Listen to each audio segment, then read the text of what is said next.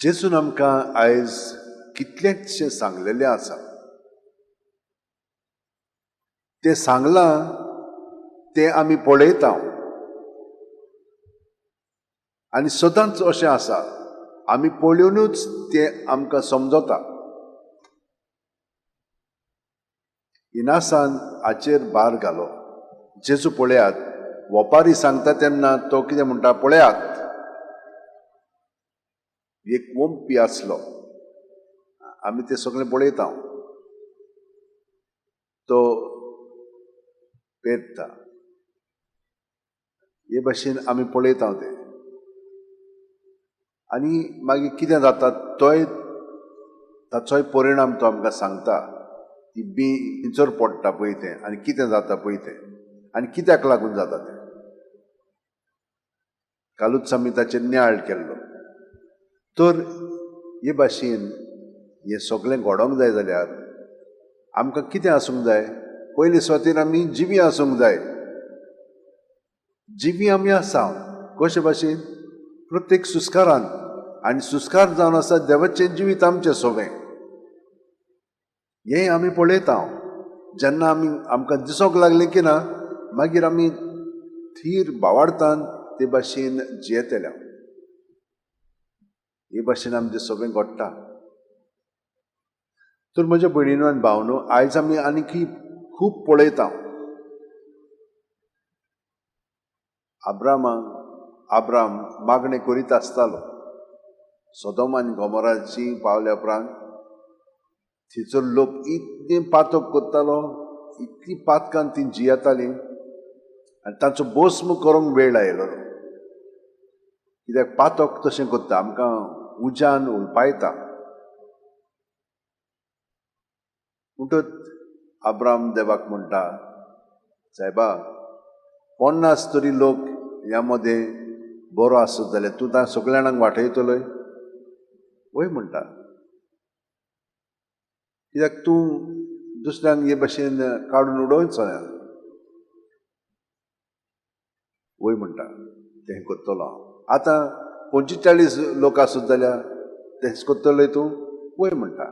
पळय आतां आमी सगळें पळयता कितें म्हणटा पळय तें. 30, 20, 10 पर्यंत आसत जाल्यार वय म्हणटा. म्हणटच पळयात, देव आमकां सोंपेपणी काडून उडोवचो ना. कित्याक तो दया करता. आमी पातकान जियेता. जाणी ताका पातकाक लागून खिळावन मारलो तांकां पर्यंत तो बक्षिता. तांचे पासत तो आपलें जिवीत वारोयता. म्हणजे आमचे पासत इतलो देवाचो मोग आसा. हो मोग आतां तुमकां पळोवंक जाता. हांव हे भाशेन सांगता तेन्ना वय आमकां समजता तें मोग कितें पळय तें. पळय हे भाशेन आमी पळयता.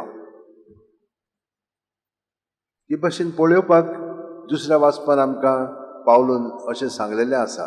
आमी कित्याक लागून हें पळोवंक लागता? कित्याक आमकां पवित्र आत्मो दिलोलो आसा. आनी जेन्ना आमी पवित्र आत्मो मागता तेन्ना तो आमकां दितलोच. पवित्र आत्मो म्हणजे देवाचें जिवीत आमचें सगळें. आमी आमचे वस्तुकी जिवंक जाता वो देवा बरोबर जाता. आनी जेन्ना आमी देवा बरोबर जिवंक लागले की ताचो पवित्र आत्मो आमकां आनिकूय मना उजवाडा येता. आमकां समजणी मेळटा. आनी समजणी मेळोन तें करच्याकूय तो आमकां मदत करता. काल ते वेपारीन आमकां सांगलां, थोडीं जाणां आयकोन समजत ना. दुसरी समजतात, आनंदीत आसतात, पूण तांकां खोलाय ना. तिसरी दुसऱ्यो दास्ती खोती आसात आनी तातूंत तीं आसतात. आनी थोडी बी बरी जमणेचेर पडटा. तीं सगळें समजतात आनी समजली की ना तेंच देवाचें उतर मागीर तांचें सगळें फळां दिवंक लागता. देव ते भाशेन आमकां वापरता. हें सगळें आमी पळयता. आनी नासान आमकां तेंच सांगलां, सगळो गोद आमी हे भाशेन संबंदान एकामेकाच्या आनी देवाचेर रावता. पूण हिंचो पयलो आसूंक जाय देवाचो. कित्याक देवा सोबी आमी जियेता, भोंवता आनी आसा. आनी आमी तो तें पयलें धरीत आमच्या मनांत बाकीचे सगळे तातूंतल्यान व्हावंक लागतले, आमच्या उतरांनी, आमच्या कन्यांनी आनी आमच्या चालींतल्यान. पूण तरी पूण पातक आमकां आडा येता आनी हें आमकां समजोंक लागता. पातक म्हणजे कितें? आपलेपण. आनी आपलेपणान जियेली केलां मागीर देंवचार आमचें जिवीत कंट्रोल करता. हेंय आमकां समजोंक लागता. कशे भाशेन करता? आमी दुसऱ्यांक बरें करचें आसतना वायट करता. उतरांनी उतर दिन आसतना पर्यंत उगीच रावन पर्यंत तशें करूंक जाता आमच्यान. ही भाशेन आमची चाल आसा. आनी हें जेजून आमकां सांगलां. मागणें करता आसतना परतून आमी आमचें सगळें भितरल्यान सावन पळयता. आमच्या बापा, हो म्हजो बाप न्हय, आमचो सगळ्यांचो बाप. हें आमी पळोवंक लागता. सर्गीच्या स्वर्गार म्हणजे ताणें हें सगळें, ही सृश्टी आनी हे सगळो पळय संवसार आसा तो आमच्यान चिंतूंक पर्यंत जायना. आमी धाकली किटक कशी, धाकली माती कशी आमी कांयच न्हय. पूण देव इतलो व्हड, तो सर्गींचो, आनी आमच्यान चिंतूंक पर्यंत जायना कितलो व्हडलो पळय तो. आनी तरी पूण तो सारको धाकटो जाता. आमचे धाकले सेल्स पळय आहा ते आमकां पर्यंत दिसती पडना.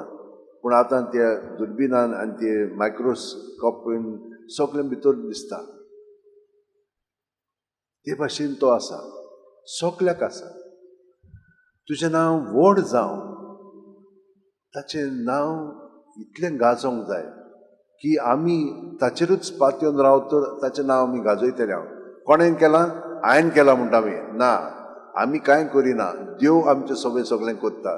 तें तर आमी पळयत, देवाचें नांव आमी गाजयतले. जेन्ना आमी आपलेपणान जियेता तेन्ना आमी म्हणटा हांवें केलां. आमचें कितें करूंक जाता? सगळें देव करता. हें तर आमी पळयत जाल्यार मागीर आमचें जिवीत ते भाशेन आमी सादतले आनी सगळो गोत आनंदान जियेतले. बोगसूंक म्हणजे कितें? ही कितें करतात ती समजनात, पातकान आसात आनी दुसऱ्यांक पिडापीड दितात. आमी तांची पिडापीड आमचेर घेता आनी आमी नाका पुरो आमकां जाता. पूण तें आमी आमचेर न्हय, जेजूचेर घेवंक जाय. कित्याक तो आमचें सगळें आसा. दुसऱ्या वाचपान सांगलां आमकां, आमी ताच्या एकवटान जियेता आनी तो जशे भाशेन मरोन पुनर्जीवन जालो तेच भाशेन आमच्या पातकांक आमी मरोन जेजू सगळें ताचें जिवीत जिवंक लागता. हे परी ताचें नांव आमी व्हड करता. भयणीन आनी भावांनो, आमी सगळें समजता आसतले, पूण तें जिवंक जाय आमी. आनी जिवंक जाय जाल्यार सदांच ताका हाजीर जावया. मागण्यांतल्यान सगळे आमचे सांदे पळय देवान दिलेले आसा तितलेय आमच्यान वापरूंक जाता. आनी सांदे नास आमकां तें सांगता. सगळे सांदे आसात ते आमच्यान वापरूंक जाता. आतां पळय, आमकां तर हांगसर गरमी जाता जाल्यार हे पांखे जे आमकां तुमीच दिलेले आसात, एके वस्तुरेन आमकां खूब दिलेले आसात, बाकीचे हे लायट दिलेले आसात, आमी आर्गां दिता देवाक. कित्याक ताणें अशें चिंतलें की आमचे इगर्जेन हें सगळें बरेंपण करूंक जाय. वय ते भाशेन जावंक लागता.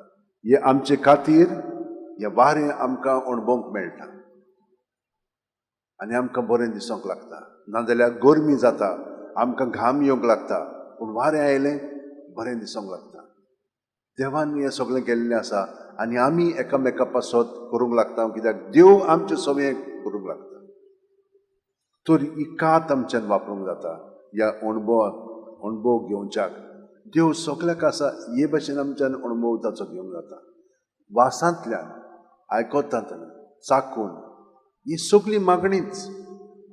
कित्याक आमी सगळे सुवातेर देवाकूच अणभवता. हाका म्हणटा मिस्टिकल लायफ.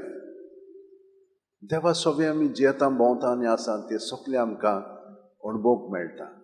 आनी जो कोण हे भाशेन खोलायेन आपलें जिवीत पवित्र आत्म्याच्या प्रेरणान जियेता ताका सगळें मेळटा. भयणीनो भावांनो, प्रत्येक सुस्कारान आमी जेन्ना जेजूच्या नांवांत रावता तेन्ना ताचो पवित्र आत्मो आमकां भितरल्यान घडोवन हाडटा. आमकां उदीक आनी उदीक ताचे कुडीचे बरे सांदे करून आमकां जिवंक तो मदत करता. ते भाशेन करया. सगळीं जाणां आत अशें उंटेन दवरया. सांत इनासाच्या मागण्यांत ताचे विनोतीन आमकां जशे भाशेन भगवान फ्रांसीस शेवेराक ताणें प्रेरणा दिली तेच भाशेन आमकांय हें मेळ्ळो. जेचो अणभव आमचें सगळें पळोवन घडो. आतां आमी आयकता तें सगळें मनान दवरता. तो अणभव आमी घेता. प्रत्येक सुस्कारान आमचे भितर आसा तितलीं चिंतनां भावना बरीं वायट पोजडी सगळीं भायर काडटा. जेजूच्या नांवान ती भायर काडीत तर आमकां रोखडीच तातूंतली सुटका मेळटा, पेखोवणी मेळटा. हें सगळें आमच्यान पळोवंक जाता आनी अणभवूंक जाता. कित्याक दुसऱ्या सुस्कारान ताचें बरेंपण आमचे कुडीन मनांत ओतम्यांत भरोन येता. आनी जशे भाशेन ते शिश जेजू बरोबर आसलेले आनी ताचें आयकोन मागीर तांची काळजां कितलीं उणमणीत जालीं आनी कितलें बरें दिसोंक लागलें तांकां. तेच भाशेन प्रत्येक सुस्कारान जेजू जेन्ना आमचें सगळें आसा तेन्ना आमी ताचे उर्बेन बरीं जावंक लागतलीं. जेजू ही कृपा तुवें आमकां सगळ्या जाणांक दिलेली आसाय. अदीक आनी अदीक तुजें सगळें आमी घडोवन येवंक आमकां जिवाळ कर, जिवंत कर आनी तुजो पवित्र आत्मा आमकां दी. आनी पवित्र आत्म्याच्या प्रेरणान आमचें जिवीत चलोवंक आमकां मदत कर.